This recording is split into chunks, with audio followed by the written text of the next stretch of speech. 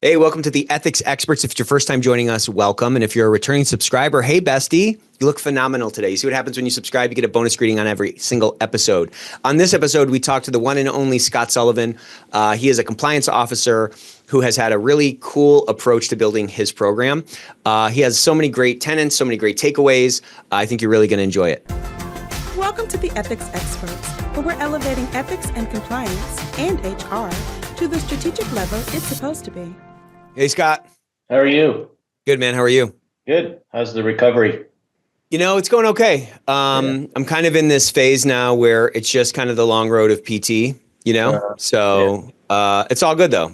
Every day I feel like I'm getting a little bit more mobility, getting a little stronger. So that's good. Right. And do they expect any long-term, like inability to do certain things, or it's just a time issue?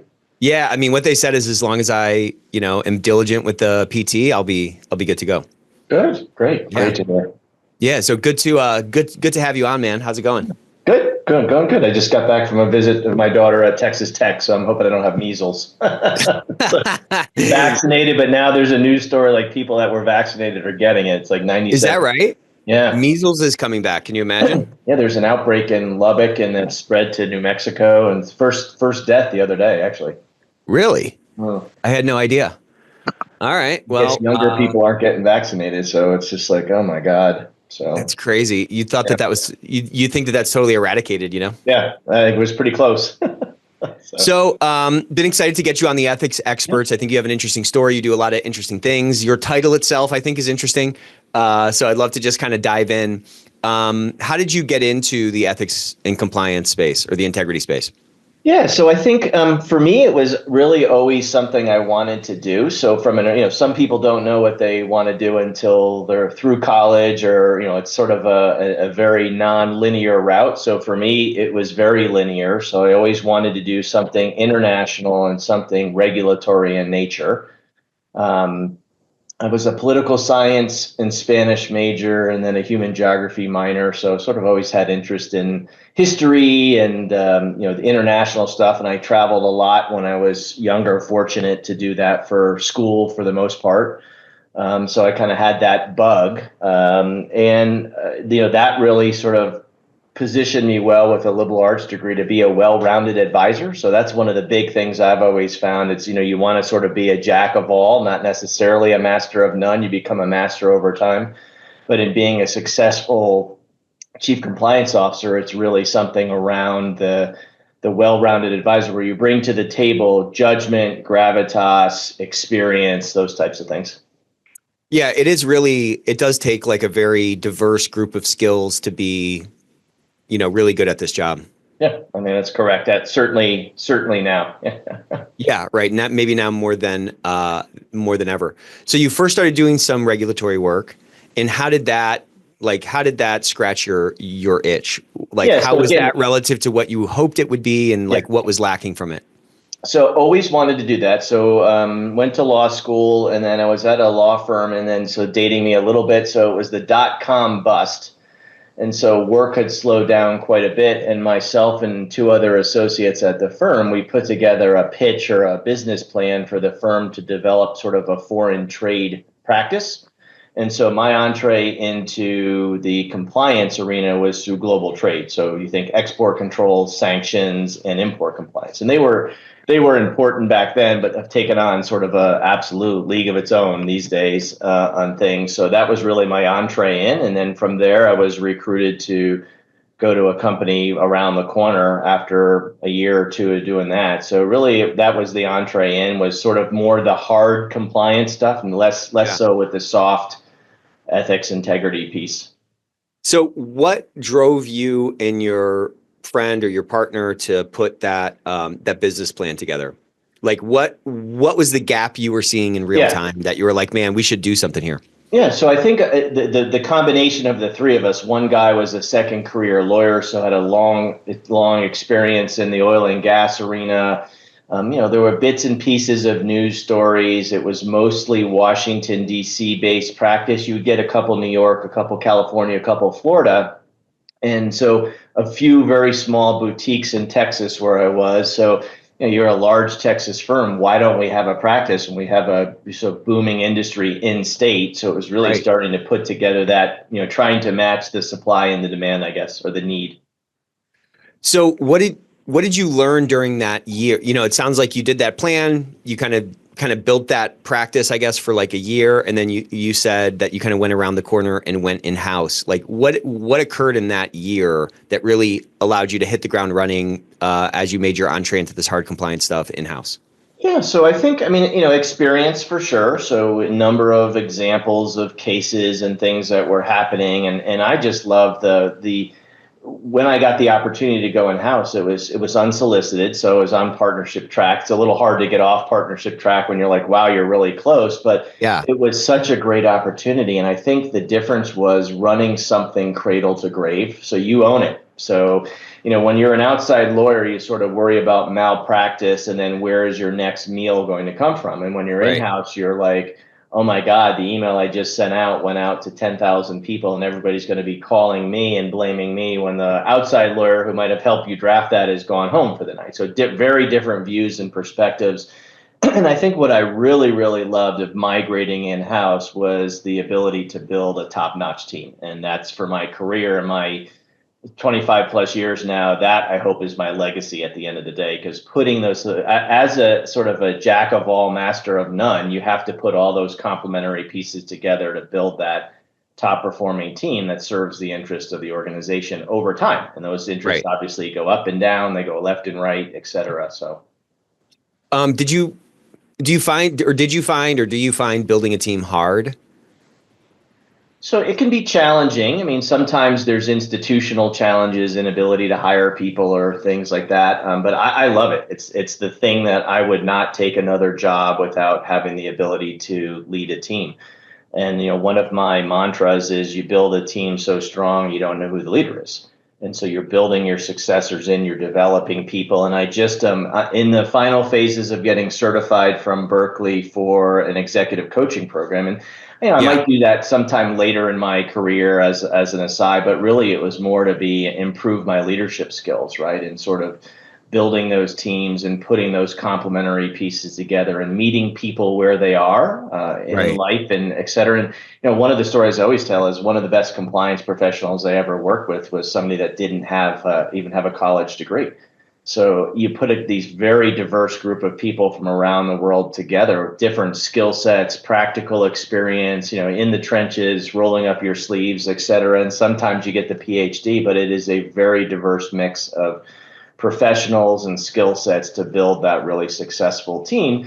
And really the test of time is, do people stay? Do people, again, some people will go for opportunities, but do they stay? Are they loyal? Are they comfortable in what they're doing? Do they feel like they're being developed and they're being valued? I love that. I love that anecdote you just brought up of the best compliance officer you ever worked with didn't even have a college degree. I've talked to a lot of folks who are kind of like you, and they say, we need to have a diverse group. I need someone that's great at, influence or marketing. I need somebody that's great at comms, maybe somebody that's great at data analytics, right? You got to kind of assemble this Avengers team or something. Mm-hmm. But there seems to be a disconnect between, practitioners like you that have that kind of a view and like organizations at large who kind of don't know what they want. I've heard, I heard a story this week of somebody who didn't have a law degree, who went for this job, didn't end up getting the job because they wanted somebody with a law degree. And then 7 months later, they came back to her and said, hey, this person's not really working out. We'd love for you to reconsider it. So that's just kind of a glimpse of this dynamic where perhaps practitioners have a vision for what their program should look like that is sometimes in conflict with the misunderstanding that the company or the executives might have. Have you ever encountered that? And what advice would you give to somebody who's kind of dealing with that, where they're like, I have a vision for this, I know what I need, and it's just, there's there's an incongruence or something. Yeah. Yeah. So I think there's inertia from days past where the overwhelming majority of compliance officers were lawyers.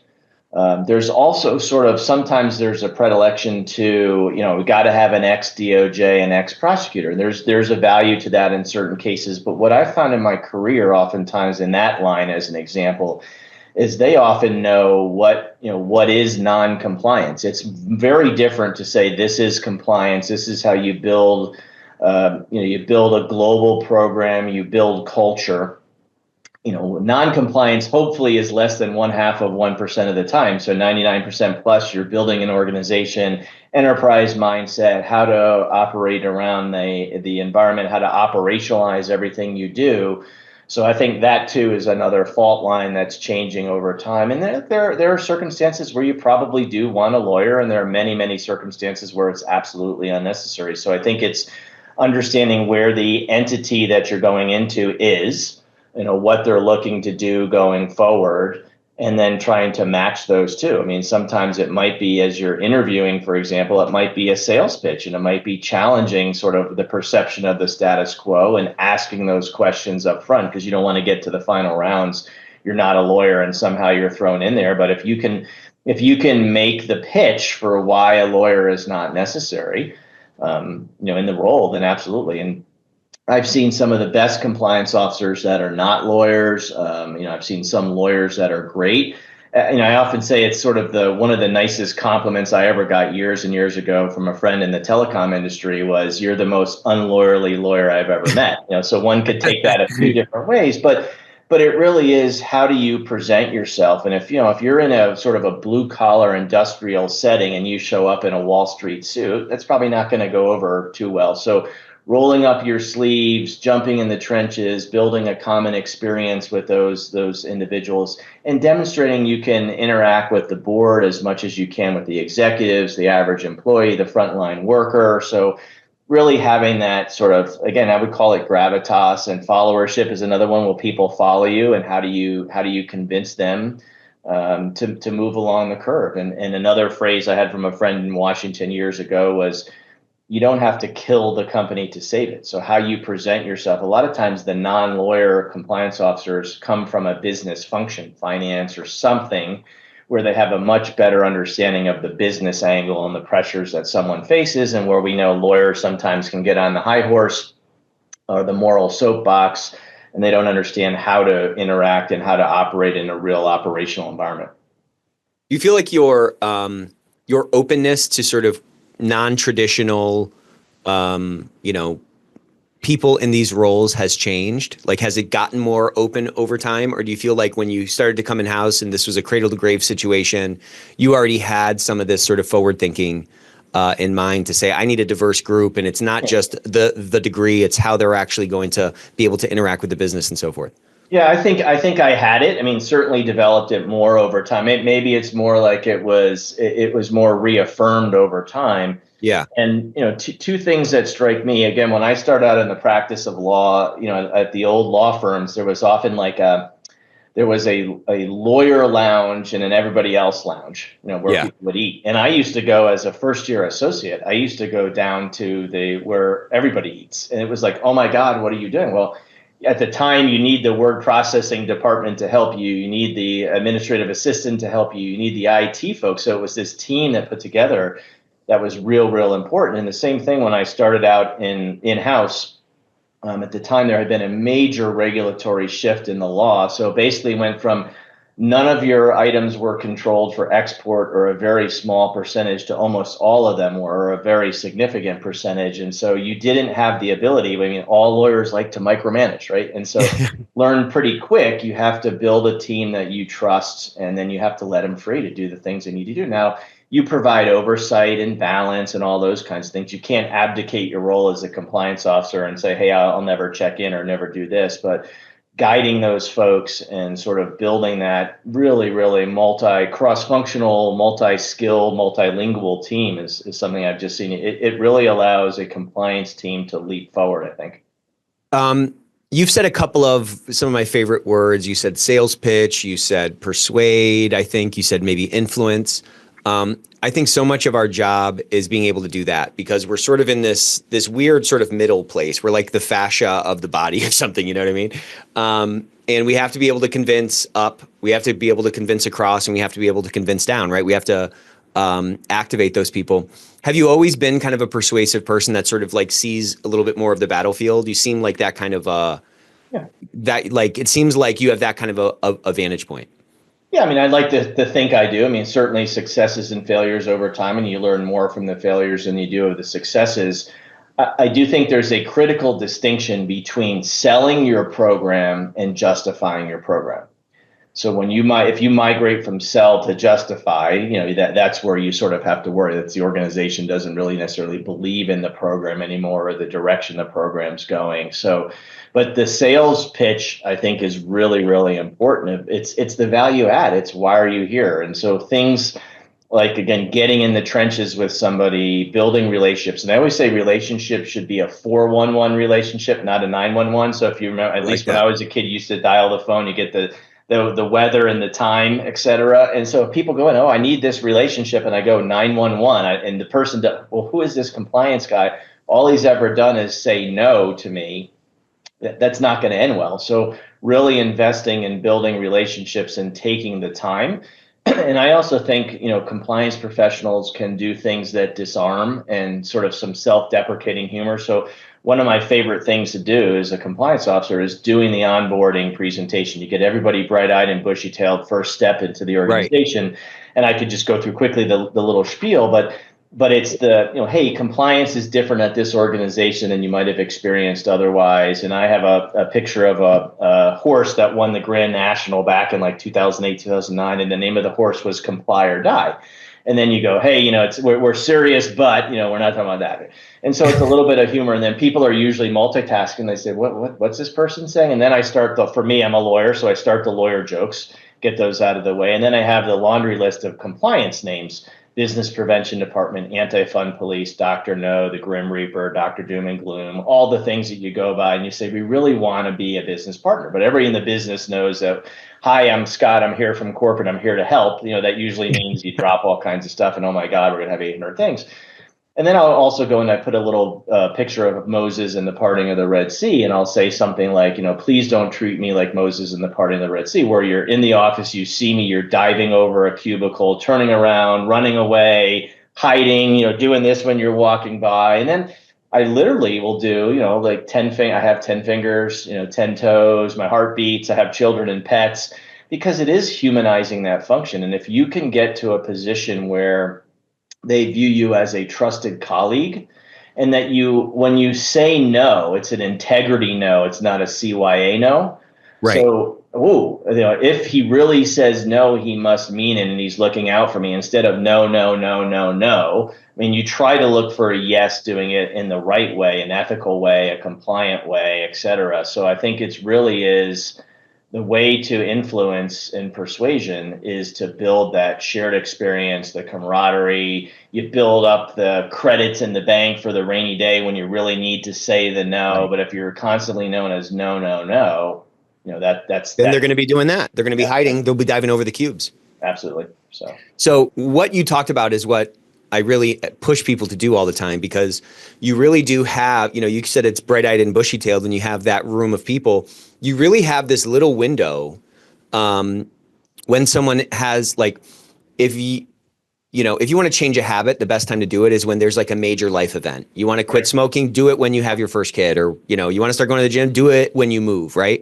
It's like your mind and your body, your being is open to change, or, you're more open when there's a major change, and starting a new job is one of those major life events. And so someone comes into this major life event with kind of a lot of hope. They haven't been jaded. Maybe they left a place that they were jaded. So you have this little window that you can really have a lot of impact.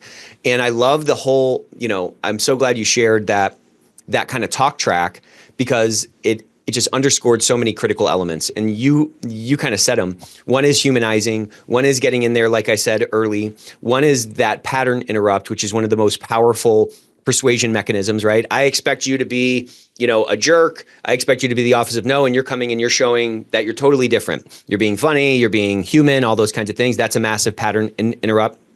And something else you did in that, and I don't know if it was intentional or not, is you do this thing called the accusation audit. This is a Chris Voss thing. And you're saying the accusation audit, for those who haven't read my favorite book, Never Split the Difference, is kind of like at the end of 8 Mile when Eminem is up there and he basically says everything that the guy is going to say about him. So when you get all that stuff out, you get that elephant in the room out, it shows, it's just such a trust building thing. It's such an inauthentic thing. And it covers the things that might be in the subconscious. It might be, it might be addressing some of the sort of latent resistance that these new folks are bringing from their last organization. I'd love to hear, how have you seen, maybe you've done that always just based on your instincts. You seem like somebody that has really good instincts. But as you started to do it, what feedback have you gotten, and how have you seen, what has kept you doing it? Because I'm sure you've changed it. Maybe you've changed some of the pictures and stuff, but that's always a function of feeling like, okay, I got something here. I just need to make it better. Yeah. I mean, I think it's evolved over time. You get a little crisp. When you can find compliance humor, it's hard to find, so it's great. So you try to latch onto that as much as you can. I think humility is another real big one. So I have my oldest daughter was a fantastic volleyball player, and I always used to tell her, again, as kids, that stuff can go to their head, and so I used to tell her, confident yet humble and gracious. And when after she graduated from high school, the rave was tattoos, and wanted tattoos. I've tried, no, please, no tattoos. So the first one she did was my father, who passed away over a decade ago. She got his signature on her wrist, right? So that was number one. Number two was the confident yet humble and gracious. So she really persuaded and played. She really internalized that. Yeah, wow. Yeah. And so I think that humility piece is really, really important. I don't know all the answers. I'm a human being too. I will work with you. I'm not going to work against you, all those kinds of things. So trying to build that relationship, again, that 4-1-1 relationship, so that they see you really are there to help. There might be a time you say a no, but if it is, you get street cred, right? So it's not just saying no because you're the compliance guy. There really, really is a reason to do that. And I think the other thing, to your point of sort of the pattern interrupt, it's when you could find things that really get people to the multitask to wow is something that is they're engaged, is right. That says you've got it, right. And another one I've done is with Richard Bistrong. I've done a couple of videos in both of my organizations that I've been at where it's been like a fireside chat, and you sit down and a convicted felon, you're walking through, and it's not all these crazy stories, but it's the slow way that things can happen. And so it was really one of those things that for people is wow, this could happen to me.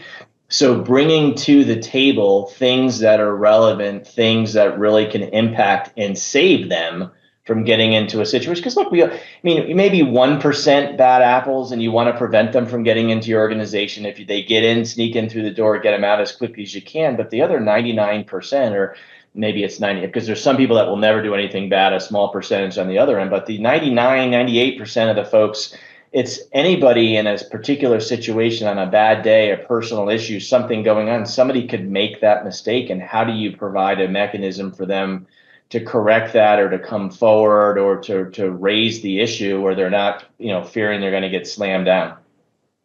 That storytelling is very powerful. But again, it's, it seems like you're playing a bunch of different notes. You know what I'm saying? You're doing a bunch of different things. Not just, I'm just releasing training once a year, and everybody knows what compliance is. It seems like you're taking a really active role in crafting that brand and crafting that impression throughout the organization. Why do you think that's hard for folks? What do you think it is? I don't know. Sometimes it's you don't want to stretch before the run, but if you don't warm up, it's a crappy run. It's you got to do that pre-work for the real work to actually go well. You got to do that planning, whatever. And I just find why is this brand not changing? Why is the office of no? Why are we still talking about the office of no? This is not 1997 anymore. You know what I'm saying? Compliance has been around for a long time, 20 years, whatever. It's very clear that we have to drive behaviors. It's very clear to me that like people can't really be compelled to do things. It's all has to be kind of voluntary, which means there has to be a foundation of persuasion. There has to be an influence kind of in angle. And like, we're also all human beings. So we all have relationships outside of work. We all have, natural reciprocity that we engage in with these other folks. And we show up with empathy with, these other relationships that are outside of work. What do you think the disconnect is inside the four walls of an organization that causes a compliance officer to not take those extra smart strategic steps that you've kind of built your career and your programs on to make those deposits in the bank, as you said, prior to the no that's inevitably going to come, Well, I think a lot of them do. I mean, some folks, and I haven't been successful in that in my whole career too. So there's ups and downs with that. There are other competing priorities. I mean, having executive sponsors who believe in you and believe in the program, huge. And so I've seen many, many organizations where it's just put compliance in a box, put them over here, et cetera. So I think, part of it is structural or organizational. But the other thing is, an organization is made up of hundreds or thousands of individuals. So it also is something that keeps everybody employed because they're human beings. So you could be doing all the right things. And unfortunately, it can be a few bad apples or a few people that turn to the dark side on a particular day that causes real harm. And it's very hard to detect all that stuff. One thing I've always tried in my career the last 10 years and just have not been successful, I really wanted to, and with AI, the promise is there and technology, but it's really can you develop something that's a hotspot identifier in terms of sort of bad actors or bad actions? I mean, there's bits and pieces, audits and sort of trying to do predictive analytics and things, and you also on the other side, you don't want a scarlet letter that says, Nick or Scott, everybody's going to be, watch out for these two because they're the ones that are going to do it. But right. if you could really determine, is there a team at risk? Is there an individual at risk? Is there a sub-function at risk or something? From an HR perspective, you can then save, salvage, rehabilitate instead of the only option is exit and terminate. So again, flipping because I agree, the Department of No or the function of no or the office of no, but we do have to say no sometimes. Yeah. So unfortunately, it's sort of the age old, 10 attaboy, attagirl statements, then you have one where you say no, all those good things are just flashed out. Oh, they said no to a key deal. And of course, it's like December 31st at 11:30 p.m. Right. It's going to make the year. Everyone's going to hit quota or something. Yeah. And we're not going to, the company's going to collapse. I mean, it's all those calamities that come in. So I think, and it takes time, the other thing. And when you have people coming in and out of an organization at different paces and speeds with different influence and things, it's really hard to keep that going. Because I think the other thing, you could build that fantastic culture, but it can change overnight because we are not great. So one of the things I'm fond of saying on culture and ethics and integrity, in my mind, that's the English history side of the brain. It's more art than science. When you get into compliance, it's more the math and science. It's 1 + 1 + 1 = 2. Most companies get that, right? If you put these resources in, you put these rules and all these things that are out there. But integrity, ethics, culture, hard to measure, intangible. When do you have it? When do you lose it? How far do you go with it? And we're seeing a lot of that now with the pendulum swinging, somewhat violently back and forth both ways in society as a whole. And part of our job, I think, is the old British thing was keep calm and carry on. I think it's probably go back and be calm. Like let's calm down. And there's a mass hysteria that's around now that I think as a compliance function we can provide real value. And I always go back to. From the 1980s, there was this great risk model that the U.S. War College came out with, and it was VUCA. And it stands for volatility, uncertainty, complexity, and ambiguity. And so, we're in a very unpredictable environment. And sometimes it's unpredictable by day, by hour, by week, month. Right. But we can provide that stable ship, I think, that as a compliance function, as an ethics and integrity function, we need to have the fortitude to see this through. I mean, when people are coming in, the sky's falling, the world's ending, et cetera. Yeah. Part of our job is that calm, dispassionate. This is not our first rodeo. We can help you navigate this stuff, whether it's the hard compliance like sanctions bouncing around, or it's more of like, okay, So it appears that a particular administration is going to take a different tact or approach with FCPA enforcement. What does that really mean? I mean, how does the Right. organization adapt and adjust to that new environment, which may be here for 4 years, which may be here for more, which may be here for less? So I think the value of compliance and the function really should be going up now.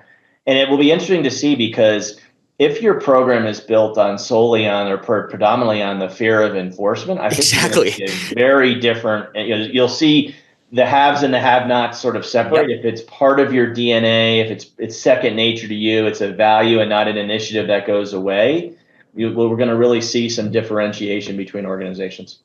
I literally made that point on our webinar yesterday. If your whole value in the organization is just pain avoidance, just avoiding regulatory issues, Right. well, as that pendulum swings, you only have like one dimension of the shape of your value. There's a lot more dimensions available for us, to your point, when we can be preventative, when we can get in there, when we can, share some information that we have access to that somebody else maybe doesn't see, so that you can, rehabilitate someone, like you said, instead of firing them. That's a ton of value. Even just being able to be that lighthouse in the storm, where you can give that dispassionate advice, high value. But to your point, you have to have done the work prior to even have that person come to you, to even look toward your harbor, to see if you are the lighthouse there. You know what I mean? Yeah, that's the 411. If you don't have that existing relationship.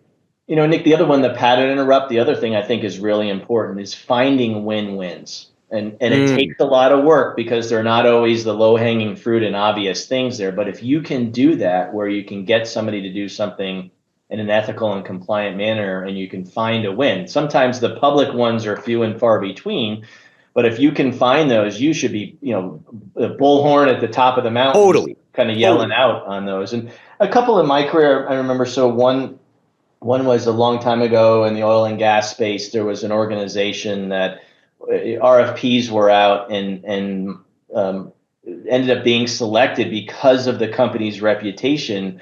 A number of companies had gone through regulatory issues, but the way that we dealt with our issues in the transparent, open fashion was great. Another one was partnering with the regulator. So if you have something bad happens with you, partnering with the enforcement agencies to bring that message and experience and how you did it to the public fora. And another example, had a colleague that identified a significant contractual issue that favored the supplier, raised it to the compliance team. Yes, we need to notify the supplier. It was a very significant dollar amount. And the supplier said, in 30 years they've been doing this, no one's ever raised this issue. No one's come forward with that. And they waived the financial impact to the company. Wow. So when you have those wins, those are fantastic around, and again, you can then do a story on integrity or ethics pays, because it literally pays in that circumstance, right? And that doesn't happen at all the times that are around too. And a lot of times you hear like the concept of the ethics premium, which I think is very valuable. Oftentimes, I think that's a proxy for good governance, because I still think in the profession, causation versus correlation, and that is really, really hard to nail down and say, if you're this, then that. But yeah, there's really. Let's talk about that a little bit. Yeah. Can we talk about that? You're saying the ethics premium, if there was a strong force, obviously there's 1,000 contributing variables and factors for that premium, but you would say that the strong force is governance. Yeah, and so integrity and ethics can be wrapped into that. But so I think it's just hard to say, is the causation of the stronger performance the ethics program, right? Or the integrity program or the compliance program? It can be a component of that. But oftentimes, a little bit aside, a little bit different from ethics and integrity, you have really good governance around things across the organization, of which integrity can be a piece, but it may not be the screaming or the biggest piece of the puzzle. And so I think it's just very hard to say, just because you have this, then that. I mean, certainly there's some correlation to that. I mean, there's all kinds of, happier employees, reporting things earlier and all that. But I just think as a profession, we need more research around the correlation causation aspect to really hammer home and say this is, because I think if you prove to the business causally that this is, I mean, then they're going to be, yeah, let's do it. Right. I mean, I think there's still a little bit of, doubt maybe, and okay, this is Yep. the compliance organization trying to sell itself. So you got to be able to look them straight in the face and say, yeah, the rigorous scientific research has been done, and here's how this occurred. Interesting. Interesting. I think I have some thoughts on that. I mean, I think I agree at some level. I feel like we overcompensate for that question mark around correlation and causation to too far of a degree. And I'm just saying that other departments who are fighting for power within our organizations, they don't get as hung up on the differentiation between correlation and causation. An example I always use is like the marketing department for anything, okay? Or the marketing department for the Super Bowl ad that costs $6 million. There's a bunch of things that are probably correlation driven that they are calling causation driven in order to justify the investment. Is that low integrity in your mind? And like, what do you think about what I just said? Like, what do you think about that, like bias for certainty, or that bias for clarity, or the bias, I'd say an oversampled bias for not getting out over our skis and not making claims that aren't sort of 100% falsifiable. I feel like that prevents us from having the courage or the confidence to like engage in more persuasion around some of these second and third order impacts that maybe arguably are correlation issues, not causation issues. Yeah, no, I think it's very true. I mean, I think, one of the things for credibility, again, I think the compliance function always has a credibility issue because they say no. Marketing doesn't usually say no to something, Good point. right? That's So a really good point. I think we're always saying no, no, no. So you have that black mark or the devil on your shoulder, and the angel's a little small. So I think it's overcoming some of that. I do think and again, I think lots of compliance officers will raise that. They just won't say, I'm going to die on that hill if somebody questions that. And I had a leader 15 years ago. We were talking about the third-party due diligence program. And of course, as always, every couple of years, oh my God, you got to up the game and do all this kind of stuff. And one of the most supportive executives I've ever seen asked me, if we invest $1 million in this program to boost it to sort of be best in class, do we get the return on investment? And wasn't questioning ethics or integrity, was a huge supporter of what we did, but it was a fair question to ask. And I couldn't answer. I don't think you get dollar for dollar necessarily, right? So, a lot of other functions have to put forward sort of that business case, and it goes through the gauntlet. And sometimes compliance just goes because we have to, or because it's the right thing to do, right? So I think compelling, right? That can't undermine that. So I agree. I think if you can find a balance between, there's a lot of arguments out here acknowledging that, like many other functions, everything's not perfect and you don't get pure, causation. But look, there's a lot of positive indicators here that this is, and if it is truly a value and not an initiative that goes away, then I think you invest in values because it's who you are. That's right. Yeah. Because that's just the way that we do business, and we think that that's going to sort of, even out in the end or something like that. Yeah.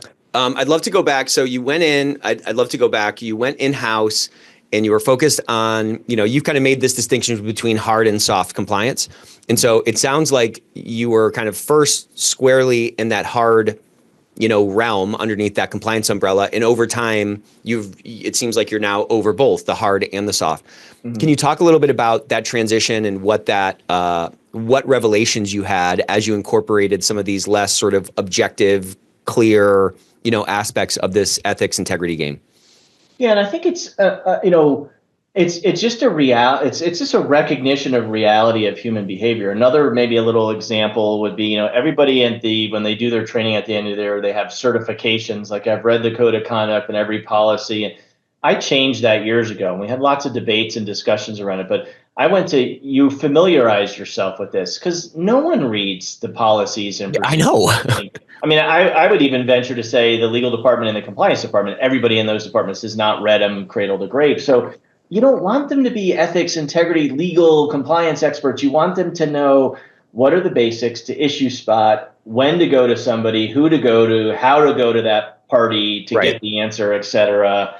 And in the end, you want, if you have that strong ethical culture, you're also pushing down things that they know they don't need to go. So they're not over rotating and over going to the, can I take a pencil home, or is that considered to be theft? I mean, you could get that crazy environment as well. So I think when you start to add the softer things in, and it's more like recognizing reality. And there was just a really good Harvard Business Review article the other day that was about sales gamesmanship. And it was really interesting about here's all the things and what might you allow and what might not you allow. But what really reflected to me was if you don't jump in and understand, this is the roll up the sleeves and understand what your teams and your businesses are facing, how are you really going to be effective if you don't understand the pressures? Yeah. And I also had a general counsel years ago that had an external presentation that he brought into the legal and compliance team. And it was from another general counsel who for 6 months on an interim basis was a business unit president.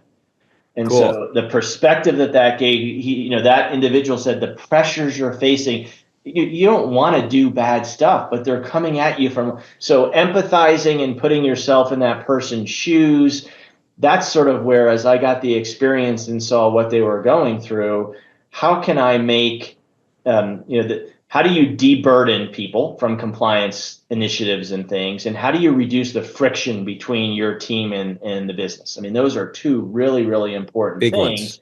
And how do you make it second nature where it's not robotic? I have to go through these 17 steps to have a $2.50 cup of coffee with somebody, who may be, an airline official or something like that, not the senior bigwig, but a little person. So, and I think that is one of the things when you see the hysteria around all the FCPA things at the moment, it's an opportunity to recalibrate, because I do think some of the extremes have been there many, many times, and the amount of times compliance programs spend on the cup of coffee analysis versus different things can be really significant. And so the opportunity to sort of recalibrate, maybe the message isn't artful and perhaps it's extreme and crazy, but at the bottom line, that's what I think. Keep calm.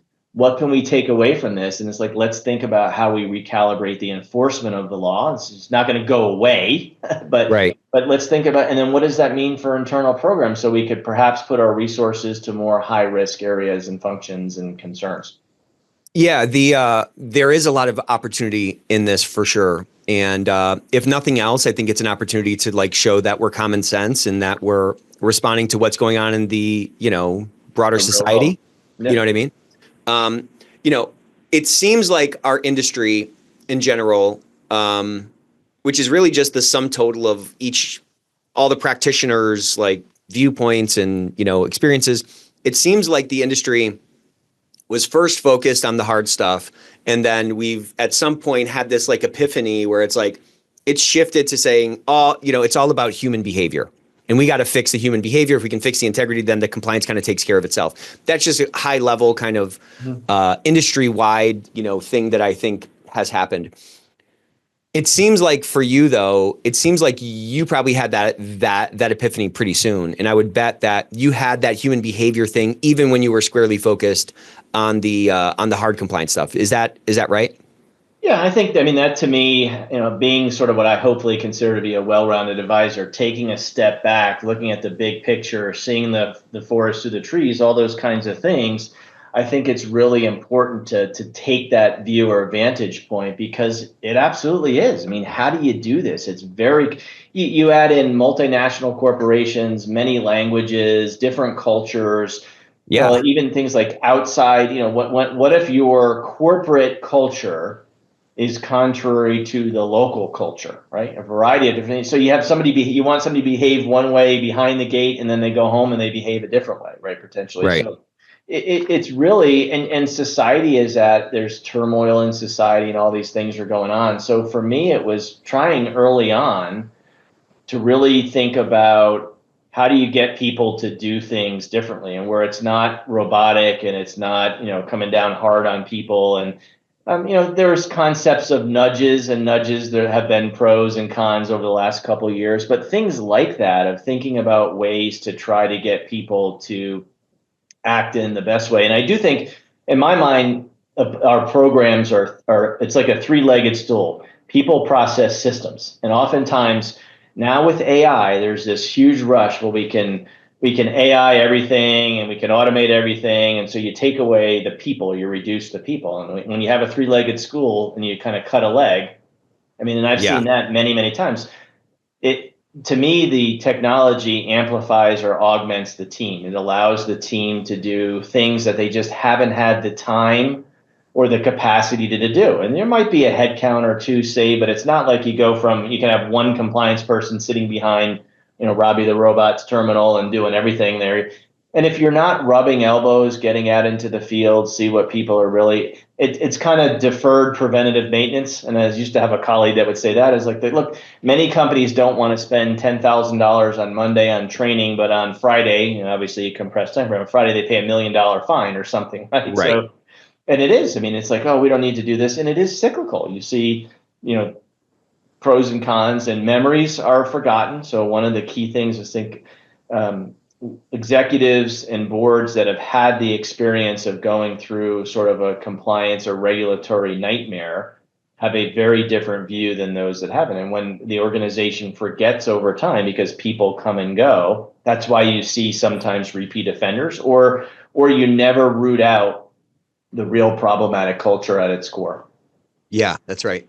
Do you feel like the panic coming from these changes, coming from these executive orders, is a little bit overblown? Yeah, I mean, I call it hysteria. So, I think it's calm down, pause, take a step back. Let's see what it's really saying. Let's think through, what does this mean for us? Again, the VUCA, the volatility, the unpredictability, that's hard because the pendulum feels like it's doing this, versus like this a little bit. Right. But we're well suited to manage that. I mean, we have that whole circle of, the risk assessment, et cetera, and all that. And so I think, for example, on that, the messaging ought to be, I mean, a key message on day one, the U.S. government's not really saying we're not going to enforce and corruption's okay. Sometimes, again, the messaging from the government is confusing or unartful. And I think people could absolutely take that message in the field. But I think you've got to go out to your organization and say, either nothing's changing or we're doubling down. It does make it harder because one of the things I've always said is the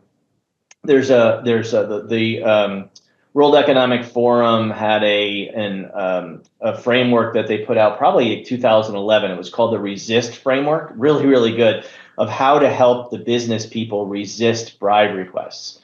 And so one of the things you could say, for example, was, well, I don't want to get in trouble with my company's policy. Your government's enforcing things, or the U.S. government is. Now there's this bribery against the official, different, all these things, this mosaic where you can go, I want to preserve our relationship. I don't want to see you or me in trouble or ruin the relationship.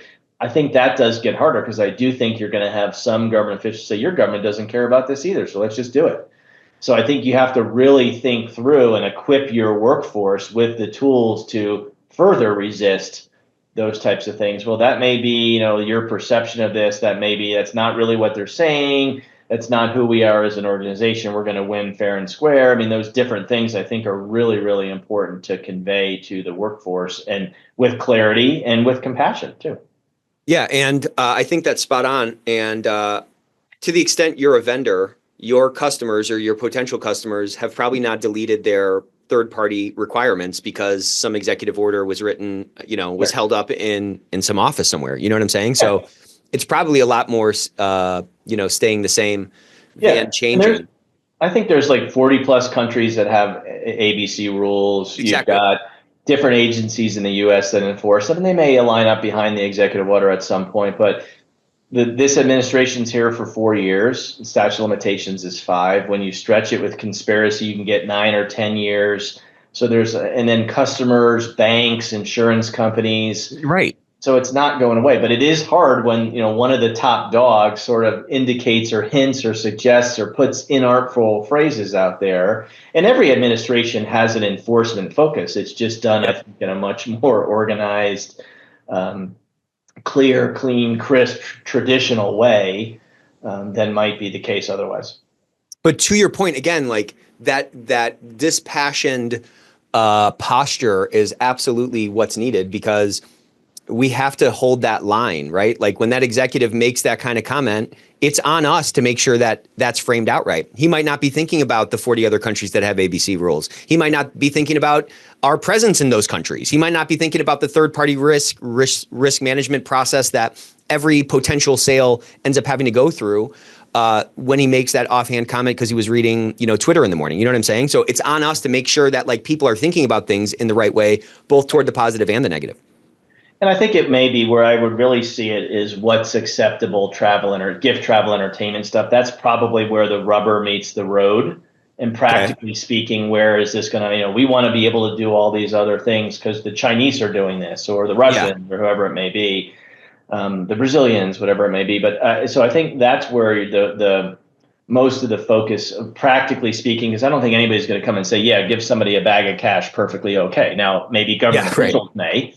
But companies probably not. And, like I said, you also have the SEC rules still. So what is the SEC enforcement? Does it line up with DOJ in some way, shape, or form? So books and records and things, a lot easier to catch people on that than a hardcore bribe that the DOJ would pursue, for sure. As we're getting to the end here, I wanted to spend a little time talking about this coaching program that you're going through.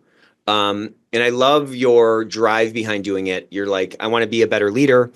So much of leadership is not just motivation, but it's pouring into our folks and helping them get unstuck. I was watching a video last night where this guy was talking about laziness, and he was saying, that person's not lazy. They're just lost. We're all wired to be productive. We're all wired to have goals and have that sort of, preservation of life and perpetuation of our species, right? Like that is a sort of, that's a combustion that in theory is going on all the time. And so the theory in this video was that like when you see someone exhibiting kind of opposite behavior, it's because there's something going on in them. They're depressed. They're without a direction. They don't know what that next step is. And I think we as leaders can sort of tune into our team if our eyes are open and we're intentional about it and help get folks unstuck. So I love that drive. And I'd love to hear a little bit about like what some of your biggest takeaways have been, or what some of the biggest like the tactics that you've learned or frameworks that you've learned that you've seen massive impact, maybe beyond what you thought. Yeah. So early days for me, for sure. I think, one is certainly the power of people within themselves to make the change for themselves. So as a coach, if you can help people get to the solution on their own, where you're not giving them the answer, and some different views on what coaching is and isn't, but I think there's a real power in the individual arriving at his or her own, and also own conclusion or own action plan. It also drives buy-in and ownership and accountability, et cetera, for sure. But I think probably the biggest takeaway for me, we're not talking coaching for deficiencies or career derailments. Think about coaching. What do we do? The average age I think someone gets a coach is like 42. It's not too late, but it is really, really late in your career sometimes at 42 to be getting your first coach. And so this concept of not really it's kind of like a life coach, because issues can be personal. And, people talk about work-life balance. I always think it's more like work-life integration now. So the two blend and merge all the time. I got to leave the office to pick up children, or I got to do this or do that, or I got an elderly relative I have to care for. I've had a health issue and I want to run when the sun is out. I mean, all these different things that pop up. And so I think it's a different type of coaching where you're not coaching a problem necessarily. I mean, the person could raise a problem, but it's, maybe the person was, how do I get better at influencing or persuading? This is really something I want to do. So it's driven by the coachee. And it's not driven by the organization. So there's a tremendous amount of trust between the coach and the coachee, and you're there for the person, the whole person. And so it really is sort of a different model than the traditional one is, okay, Johnny, you got a 2 out of 5 this year, or you're being a jerk as a leader. And again, there's a role for that as well. That coaching will not go away. Some folks would call that things different than coaching, consulting, or something like that. But really, I think seeing the power of the individual come to his or her own conclusion is really, really, something that you can just see the light bulb and the smile on the face and the sort of the sense of self-accomplishment. I think that's something that just as a coach, it's like the aha moment when that goes off. It's really a powerful thing. And I think if organizations could begin to coach people before there are problems, I also think it's a great way of sort of maybe indoctrinating culture early on. Yeah, totally. People that come in, it's a little bit like the military. If you think that, when everybody was in the military, there was a shared common experience. And I think that's something in the US that we've lost as a society. everybody's doing their own thing different ways. There's no more sort of, at least, when the draft was around, et cetera, people had to go through a couple of years, and it was just a shared, it's that, again, roll up Well, think of that whole generation had that experience, to your point. And there's so many values that were shared across a massive swath of people. I mean, that had a huge impact on the direction that society went, to your point. Absolutely. Yeah. So what does that take? Does that just take engaging at a deeper level, or does that take looking at their performance from a different perspective? Like, how do you start to move from that, what you called kind of the consulting, the sort of task-based 2 to 5 type of thing, to the, hey, the answer's in you and I'm going to help you kind of reveal it? Yeah, so I think you have to get sort of the big wigs in the organization on board with the concept. Again, I think one angle that's not talked about often is how do you push or promote culture? If you could now, and it's not an inexpensive thing. So unless you're bringing the coaches in-house, it could be a really high cost. But again, cost benefit analysis over time, depending on how large your organization is. And you might also pick, it's like the informal influencers in an organization. Where's the followership really at? And if you could identify those people that are the movers and the shakers, or that have the influence in the organization, formal or otherwise, and coach them, that might have the cascading or amplifying effect of pushing the culture out through the organization. So I think you've got to get top-down buy-in of just a different approach. And where I've seen this a lot is the Bay Area. More innovative companies out there, more tech-led companies, and the old iron ore factory type is not as fast to adopt that model. But I think over time you might see some of that. But it's sort of in the experimental phase to do it at large scale versus individual. And I think large scale could really have some impact. That is, again, causation, correlation, all those kinds of things. Proving the business case is hard when you don't have, here's a swath of data from 10 years to do this. It's sort of gut instinct on that. Right. Well, Scott, this was a lot of fun. You were a phenomenal guest. Where can people find you if they want to learn some more about you? So LinkedIn for now. So I took a couple of months off before I dive into my next compliance opportunity. So I'm going to be figuring out what's next on the adventure front, and would love to chat with folks at all. And again, LinkedIn, probably the easiest place to get me. Well, thank you so much, Scott. If I can help in any way, please reach out anytime. Really, really great. Thank you so much for joining. We'll see you next time. All right, Nick. Thanks.